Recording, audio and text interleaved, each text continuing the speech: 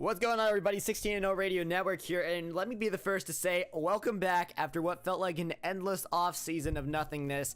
And we are finally back here with more Miami Dolphins franchise. And before I can say any more, this is the preseason, everybody. We had another great draft class.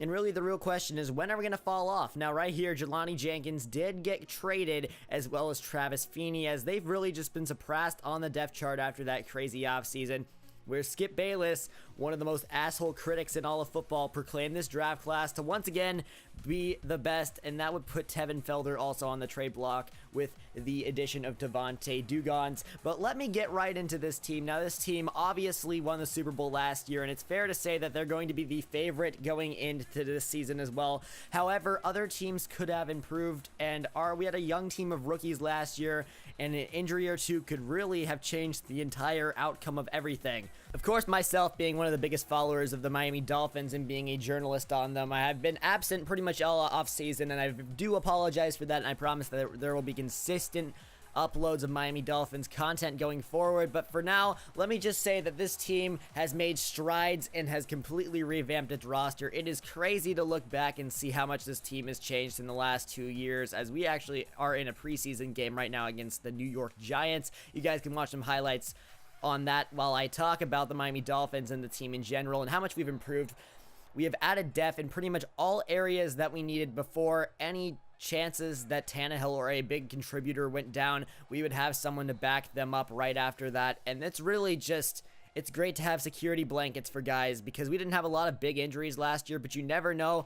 Players get older, they get more frail, they get more fragile, and really, when it comes down to it, you need to look at it like this is a game of depth. Your depth really is how good your team is. Your chain is only as strong as its weakest link, and we added a lot of depth, and I think that all in all, we are a better team than we were last year. Now, Jelani Jenkins was traded to the New Orleans Saints for a third-round pick just 1 year into his 4-year contract extension that he signed, and that was really just the reason being that really Jelani Jenkins made strides going forward, but not as many strides as I expected, and Barry Hyden really just passed him up on the depth chart after being very good when Jenkins or Shaq Thompson were hurt last season, and I feel like he's ready to be a 3-down contributor. Also, Jelani Jenkins is more of just a 4-3 linebacker and was only really a 2-down linebacker, as he cannot cover.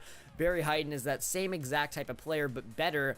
And he is also entering the second year of a 4-year contract, so really when you look at the logistics, it's cheaper to keep him around, as there's the rookie Trey Bussey getting an interception, and that's what I wanted to talk about next. The secondary depth is so much better. We drafted Trey Bussey in the first round, as well as the best safety and one of the best players in the draft overall in Cornelius Swinton, and it's really, really looking uphill from here. And then we also drafted a defensive end in case Luke Patterson or Leonard Floyd were to go anywhere, which could very well happen, because despite getting rid of Jelani Jenkins and clearing up cap room that way, we still have other players that need to be paid, like Devontae Parker is a big one, as well as Oscar Roosevelt in coming years. We could very, very well build our team around our receivers and our offense and that stuff. And David Johnson also needs to be paid, so that's another thing to look at there.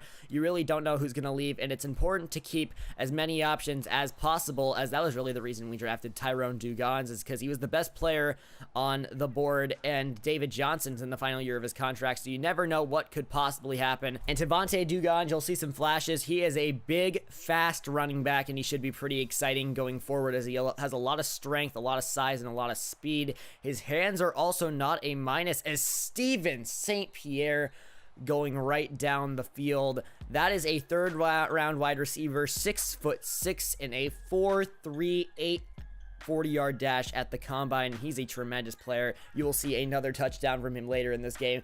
But really, all the depth addressed. We have guys that we can rely on, so we don't have to pay players to come back. We have guys that can replace those depth players, so we can save more cap room in the future, and it's really just looking good. We've had the best draft class, or the unanimous best draft class, for the second straight year, and it's really looking uphill for here. As speaking of draft classes, one of the best players we've drafted so far, Philip Wisniewski, looking to fill the gaps and possibly replacing Ndamukong Suh as he gets older.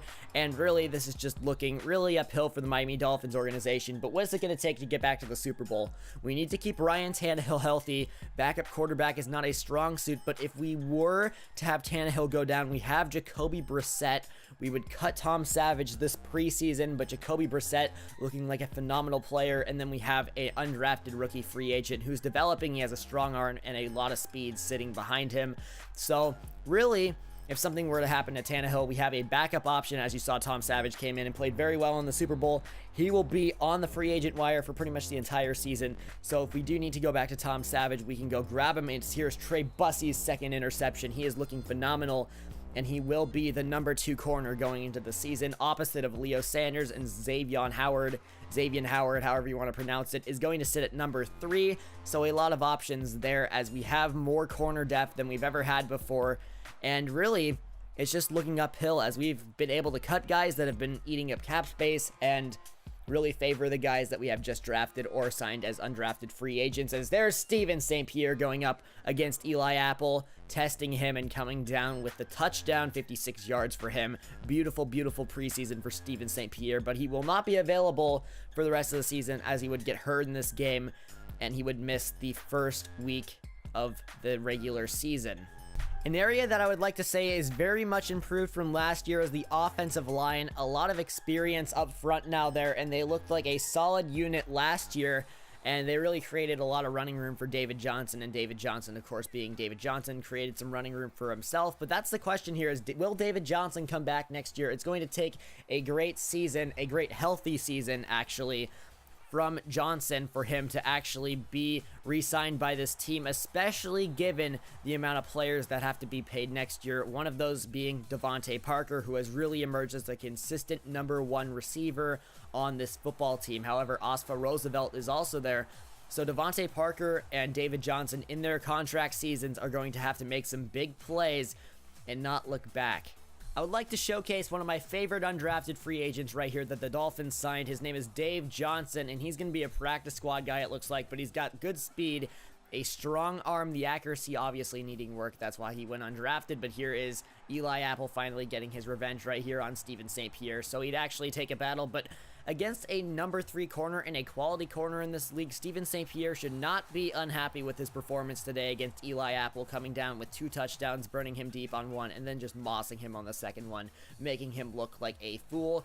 And then really, from there, we're just playing garbage time at this point. 9 minutes left. It is a 14-point game, and here's Darren Waller taking this one all the way. Look at the wheels by the tight end who was signed on the practice squad 2 seasons ago and now is actually the number 3 tight end for us, and he's got a lot of speed and a lot of potential going forward. As here's a fumble, Trey Flowers forcing and recovering.